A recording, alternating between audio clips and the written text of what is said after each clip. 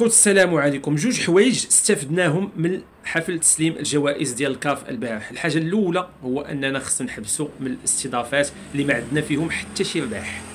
كثرنا من الاستضافات ديال هاد التظاهرات هادو او ديال هاد اللقاءات هادو وما عندنا فيهم حتى شي ربح على حساب الفهم ديالي. ثاني حاجه هو خاص تحيد علينا ديك التيكيته ديال فوز القجع او الجامعه الملكيه المغربيه مسيطره على لاكاف. هاد التيكيته اللي لصقوها لنا الجهه الشرقيه وبطبيعه الحال تبعوهم بعض او بعض الاعلام ديال بعض الدول. نرجعوا للمعايير ديال اختيار احسن لاعب افريقي واللي كتبان لي انا شخصيا غير منطقيه. الا ربطنا حفل تكريم الجوائز ديال السنه اللي فاتت مع هذا العام ما غنلقاوش نفس المعايير اللي تختاروا بهم بعض اللاعبين. العام اللي فات دخلوا احسن حارس مع احسن لاعب، وكان احسن حارس انذاك هو بونو، وكان ممكن انه ياخذ احسن حارس، ما خداهاش وتخذ احسن لاعب اللي كان هو نيجيري. هذا العام فصلوا احسن حارس على احسن لاعب واتخذ كنظن ديال جنوب افريقيا هو احسن حارس، وبالنسبه لاحسن لاعب خداها النيجيري لقمان. الى جينا للمستويات ديال اشرف حكيمي ولقمان، اشرف حكيمي احسن مستوى دوز في كره القدم في التاريخ ديالو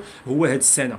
التاثير ديالو في الفريق ديالو باريس سان جيرمان، والتاثير ديالو على المنتخب وخصوصا على الالعاب الاولمبيه اللي احتل فيها المرتبه الثالثه. واش كتساوي ان الدور اللي دار لقمان في الاوروبا ليغ اللي خدا مع الفريق ديالو كنظن كان عنده دور، لكن مع كاس افريقيا مع نيجيريا اللي لعب النهائي كان الفريق كله عنده واحد الثقل وما كانش عند لقمان بوحده دور كبير في هذا الدومي فينال اللي لعب.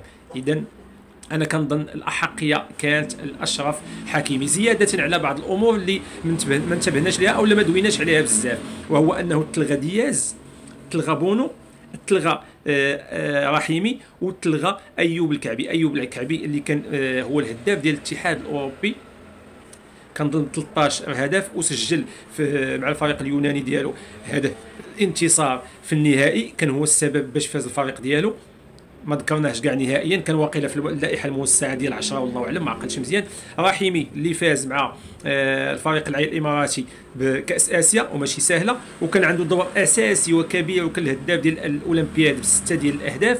هادو كلهم حيدناهم في الاتساع وخلينا اشرف حكيمي وهذا ديال نيجيريا لقمان اللي بالصحه والراحه. حنا ماشي حاسدينو، ماشي غادي نبداو نقولوا المؤامره ولا كلمه لكن خصنا يعني كل حاجه نوضحوها. هذا الشيء كله الخوت المغرب بالنسبه للناس الجهه الشرقيه اللي كانوا الجيران الشرقيين اللي كانوا كينعتونا بالجامعه مسيطره على لاكاف، فوزي القجاع مسيطر على لاكاف، لحد الان ما بات لينا حتى شي سيطره نهائيا، ما فزنا بحتى شي القاب نهائيا او الالقاب اللي هي قليله. ما نساوش باللي العنصر النسوي المغربي كان عنده احسن حكمه، احسن لاعبه واعده، واحسن لاعبه في افريقيا، ثلاثه الاسماء، لكن اشرف حكيمي وهي كجائزه اساسيه كان اشرف حكيمي هو اللي كان خاص يديها.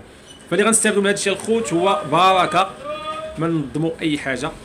ممكن ننظموا التظاهرات الكبرى، كاس افريقيا، كاس العالم، الامور اللي فيها واحد الدخل مادي ولا غيخلي الدوله تزيد لقدام. اما هاد التظاهرات هادو ديال حفل تسليم الجوائز فدرناها 3 سنين متابعه، وكنظن من 1998 اللي كان فيها مصطفى حجي هو المتوج بالكره الذهبيه ما خديناهاش. كنظن هاد العامين الاخرى كان مستحق ان واحد مغربي ياخذها، وخصوصا اشرف حكيمي.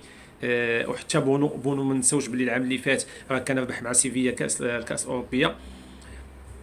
خصنا نستافد الخوت والناس اللي كانوا كيقولوا فوزي القجع راه مسيطر على لاكاف، راه ما كاين لا سيطره لا والو. حقيقه فوزي القجع كيخدم، وبزاف الامور كتبدل في كره القدم المغربيه، بزاف الامور ولا عنده علاقه المغرب بلا كاف وبلا فيفا فعلا علاقه مزيانه كنعرفوا نخدموا، لكن الصوره اللي دينا عن اننا مسيطرين على لاكاف صوره خاطئه وروج لها الاعلام الجزائري بشكل كبير، وربما سبب من الاسباب اللي تخلي لاكاف انها ما تعطيكش الجائزه باش تبغي ترضي واحد الجهات اللي كيقولوا راه فوزي القجع مسيطر على لاكاف، وترضي ليغو ديالها ولا الانانيه ديالها او لا ديك السلطه ديالها وتعطيها لواحد اخر. هذا هو كان رايي في الموضوع الخوت. نتمنى انه يكون صائب كما انه ممكن يكون غلط، ونتمنى نعرفوا الاراء ديالكم من خلال تعاليق ومن خلال اشتراكاتكم في الصفحه. تحياتي لكم، السلام عليكم.